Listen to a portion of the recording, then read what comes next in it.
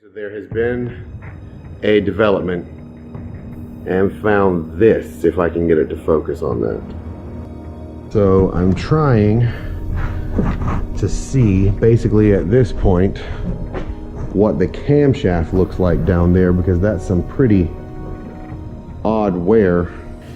The lifter that I pulled out that was so pitted and torn up on the bottom camshaft, and unfortunately that cam lobe is worn really badly.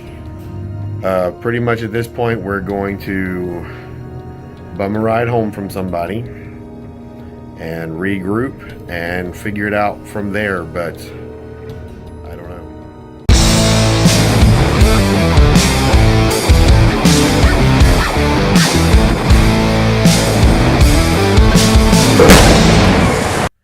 What's up, guys? So first of all, I feel like I probably need to apologize for leaving everyone hanging there last week, right in the middle of dealing with the issues with my black 97. We had a death in the family and that had to be dealt with, and so I was not able to do anything there. Consequently, that slowed me down in doing anything about that with that car either. But I feel like the first question, of course, I have to answer would have to be, is the 97 dead?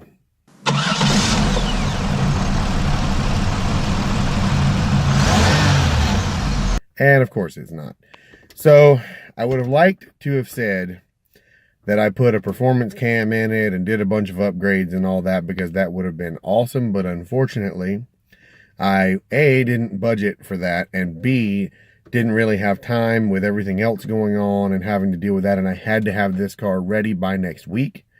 So because of that, we just went back stock, and unfortunately, because it was kind of an emergency situation and I had to really concentrate on getting it done fast, I was not able to film as much as I would have liked to either.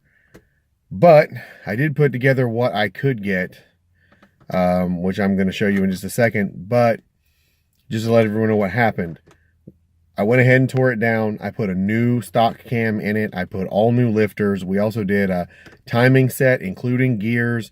I replaced the magnetic trigger on the cam sprocket. Timed everything, replaced the front cover gasket, replaced the crank seal, the head gaskets, basically all the gaskets from there back up are all new. Everything torqued. I may have forgotten to put the EGR stuff back, but that's going to be talked about in another video.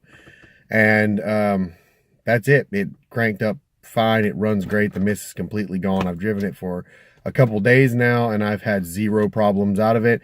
The cylinder 4 misfire is gone. As a matter of fact, looking at the misfire counters in the computer, I basically don't have any, which is awesome. So let me go ahead and cut to what footage I do have to show you a little bit of the work.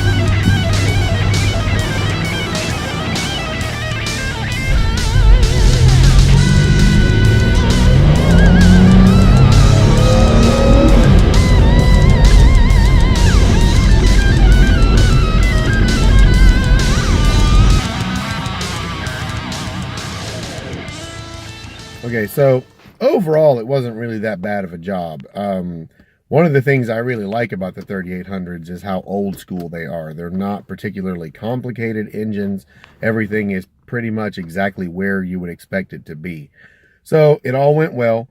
The one note that I will say was interesting, I guess, if you want to say that, that I wish I had filmed, that I'm sorry I didn't, was getting the camshaft out. You really have to drop the engine down quite a bit.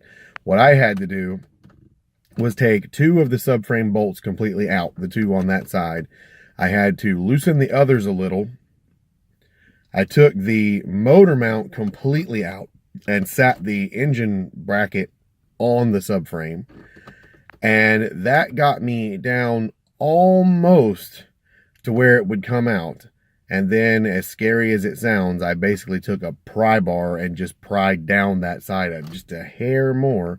And then I was able to slip it out through the wheel well. So all in all, like I said, it wasn't really that bad of a job.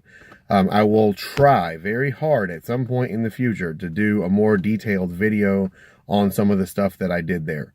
But the good news is the car now runs like a champ. The tensioner's new. The belt's riding like it's supposed to. There are no misfires. And that's great because next week I will be taking it to South Carolina because we're going to be going on vacation. And this is the car that I'm bringing with me. So that'll be the ultimate test drive, I guess. But I guess overall, the thing I take away from this, I am sure from what I saw tearing it down that this problem existed prior to me getting the car. This is more than likely the reason the previous owner sold the car. I could tell because someone had already been in there trying to diagnose the cylinder 4 misfire. There was one brand new spark plug and it was on cylinder 4.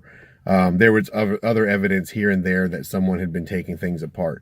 So I am, in a way, even though this was expensive, I am glad that I got a hold of it because, I mean, I feel like this literally would have landed this car in the junkyard if it belonged to anyone else.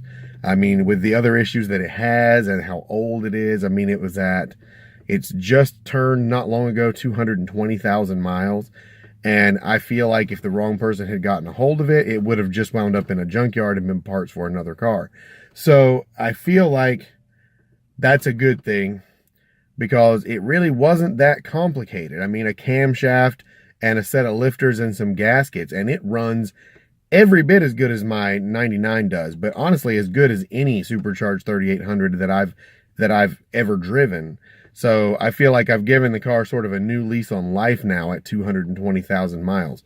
So we'll see how far that can get us. But when I had the head off and I'm looking at the inside of the engine, I mean, cylinder bores look good. The pistons are good. There wasn't really any significant amount of carbon buildup. There wasn't any significant amount of wear. The engine is very quiet now. So I feel like we can probably pull quite a bit more mileage out of this if I keep going. But with that being said, I am going to go ahead and let this one go for this video. I don't want it to run too long. Let me know what you think about this. Let me know what kind of mileage your car has. I'm curious to see if any of my viewers have any other high mileage cars they're still hanging on to. And other than that, I will talk to you in the comments, and we will see you later on this week because I am today actually filming the video for Thursday. So we will see you then. Appreciate it.